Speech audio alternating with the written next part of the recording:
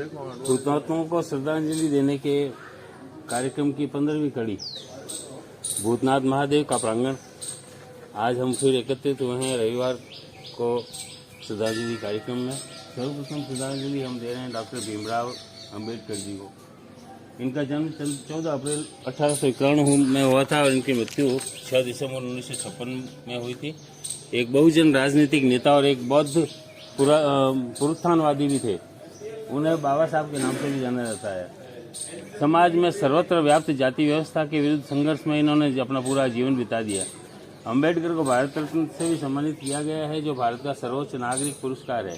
अपनी इस महत्वपूर्ण उपलब्धियों तथा देश की अमूल्य सेवा के फलस्वरूप डॉक्टर अंबेडकर को आधुनिक युग का मनु कहकर भी सम्मानित किया गया है। डॉक्टर मोक्ष गुंडम विश्वेश्वरैया, जन्म 15 सितंबर 1861 कर्नाटक में और मृत्यु 14 अप्रैल 1962 को। इन्हें आज भी आधुनिक भारत के विश्वकर्मा के रूप में बड़े सम्मान के साथ स्मरण किया जाता है। अपने समय के बहुत बड़े इंजीनियर, वैज्ञानिक और निर्माता के रूप में देश की सेवा में अपना जीवन समर्पित करने वाले डॉक्टर विश्वेश्वरैया को भारत ही नहीं वरन विश्व की महान प्रतिभाओं में गिना जाता है। विश्वेश्वरैया जब केवल 14 वर्ष के थे तभी उनके पिता की मृत्यु हो गई थी। क्या वह अपनी पढ़ाई जारी रखें, इस प्रश्न पर तब विचार विमर्श हुआ जब उन्होंने अपनी माँ से कहा, अम्मा क्या मैं बेंगलोर जा सकता हूँ? मैं वहाँ पर मामा रमैया के रह सकता हूँ, वहाँ मैं कॉलेज में प्रवेश ले लूँगा। पर बेटा, पर तुम्हारे मामा अमीर नहीं है, तुम उन पर बोझ क्यों बनना चाहते हो? उनकी माँ ने तर्क दिया, अम्मा मैं अपनी ज़रूरतों के लिए ही स्वयं ही कमाऊँगा। मैं बच्चों को ट्यूशन पढ़ा दूंगा, अपनी फीस देने और पुस्तकें खरीदने के लिए मैं काफ़ी धन कमा लूँगा। मेरे ख्याल से मेरे पास कुछ पैसे बच जाएंगे जिन्हें मैं मामा को दे दूंगा। विश्वेश्वरैया ने समझाया। उसके बाद हर प्रश्न का उत्तर था। आज के दिन हम हालांकि उनका दिवस तो दिवाली के बाद ही आता है, फिर भी हम गुरु नानक को याद करते हैं। पंजाब के तनवर्डी स्थान में 15 को एक किसान के घर गुरु नानक का जन्म हुआ था। हम उन्हें भी विनम्र श्रद्धांजलि देते हैं। डॉक्टर सर्वपल्ली राधाकृष्णन, इनका जन्म 5 सितंबर 1886 और इनका मृत्यु 17 अप्रैल 1975 को हुआ। स्वतंत्र भारत के प्रथम उपराष्ट्रपति और दूसरे राष्ट्रपति थे। इन्होंने डॉक्टर राजेंद्र प्रसाद की गौरवशाली परंपरा को आगे बढ़ाया। इनका कार्यकाल 13 मई 1962 से 13 मई 1967 तक रहा। उनका नाम भारत के महान राष्ट्रपतियों की प्रथम पंक्ति में सम्मिलित है। उनके व्यक्तित्व और कृतित्व के लिए संपूर्ण राष्ट्र इनका सदैव ऋणी रहेगा। डॉक्टर सर्वपल्ली राधाकृष्णन का जन्म तमिलनाडु के तिरुथनी ग्राम में 5 सितंबर 1886 को हुआ। इनका जन्म दिवस 5 सितंबर आज भी पूरा राष्ट्र शिक्षक दिवस के रूप में मनाता है। डॉक्टर सर्वपल्ली राधाकृष्णन भारतीय संस्कृति के ज्ञानी, एक महान शिक्षाविद, महान दार्शनिक और महान वक्ता होने के साथ साथ ही विज्ञानी, हिंदू विचारक थे।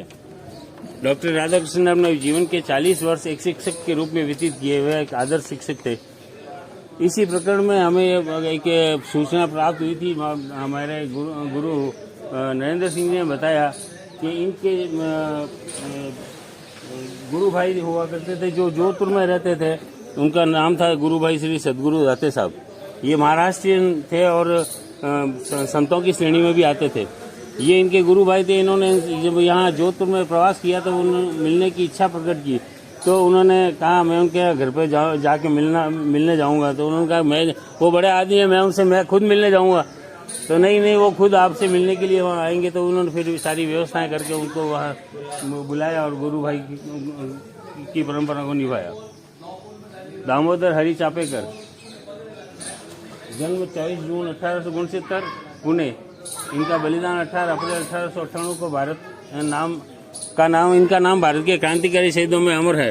दामोदर हरि चापेकर और उनके दोनों भाई बालकृष्ण चापेकर तथा वासुदेव चापेकर भी भारतीय इतिहास में अपना नाम छोड़ के गए हैं। ये तीनों भाई बाल गंगाधर तिलक से प्रभावित थे और चापेकर बंधु के नाम से प्रसिद्ध थे। तांतिया टोपे, इनका जन्म 1814 ईस्वी पटोदा जिला में हुआ और इनकी मृत्यु 18 अप्रैल 1859 शिवपुरी मध्य प्रदेश में हुई थी।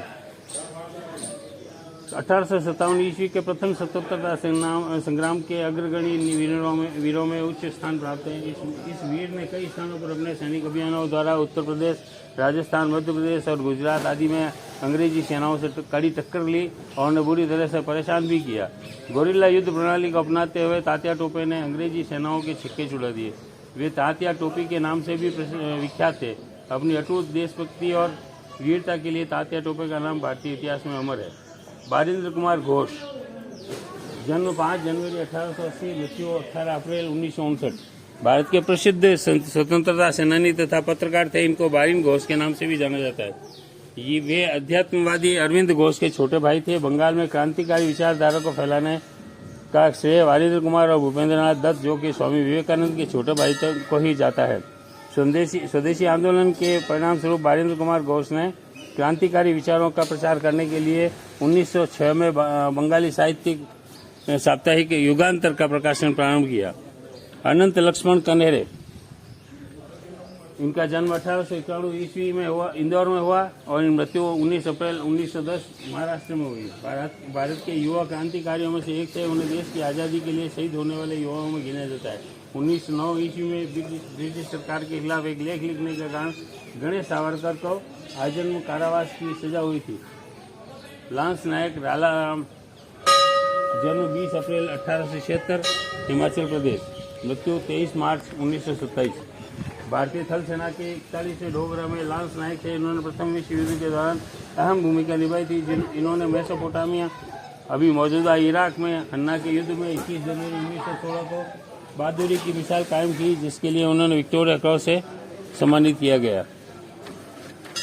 अब हम लोग इनको दो जनगण मन अधिनायक जय हे भारत भाग्य विधाता, पंजाब सिंध गुजरात मराठा द्राविड़ उत्कल बंगा, विंध्य हिमाचल यमुना गंगा, उच्छल जलधि तरंगा, तव शुभ नामे जागे, तब शुभ आशीष मांगे, गाए तब जय गाथा, जन गण मंगलदायक जय हे भारत भाग्य विधाता, जय हे जय हे जय हे जय जय जय जय हे।